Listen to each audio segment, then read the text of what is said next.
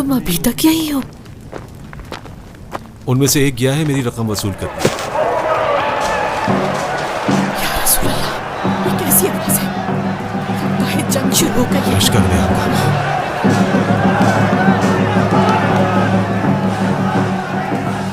ये शोर क्यों मचा रहे हैं? ताकि हुसैन की आवाज ना आए। कैसे पत्थर दिल है ये लश्कर वाले। ये शोर शराबा इन्हीं की तरफ से है। हुसैन की बात अभी मुकम्मल नहीं हुई थी। अफसोस है इन पर। अपने खैमों की तरफ चले गए। अली और औलाद अली का शेवा है कि जंग से पहले इत्तिमाम हुज्जत करना। आज का दिन जंग का दिन है। इसमें कोई शक है क्या? मेरा दिल घबरा रहा है। इस हजारों के लश्कर के होते हुए कोई तुम्हारे खैमे तक नहीं पहुंच सकता। मेरे लिए रसूलुल्लाह की औलाद के मुकाबले में खड़ा होना मुश्किल है। किसी एक का इंतखाब करने के अलावा कोई चारा नहीं। ऐसा नहीं है। तुम किस तरफ हो? माँ की तरफ। मैंने माँ का इंतखाब किया है जो मेरी मुंतज़िर है। इन दोनों में से किसी की तरफ नहीं। मैं अक्लमंदी का फैसला है। मैं अगर यहां से जिंदा बचकर कूफा पहुंच भी जाऊं, मुझे ये लोग कभी भी सुख का सांस भी लेने नहीं देंगे। फिर यहीं ठहरने का इंतखाब करो।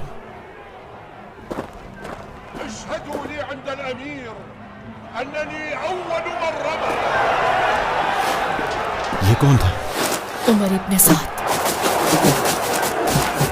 जंग का आगाज। ऐ मज़लूमों की मददगार, तेरा ही आसरा।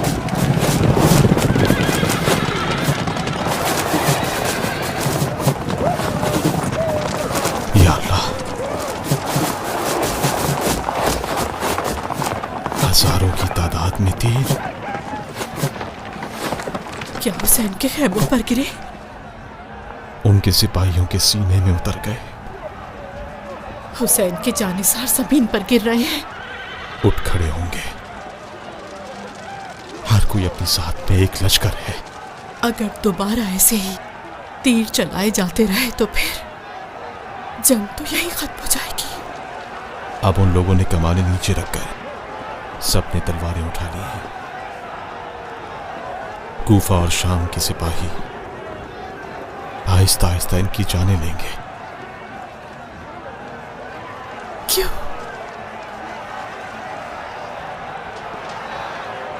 पुरानी दुश्मनी। कयामत तक दिलों से नहीं निकलेगी।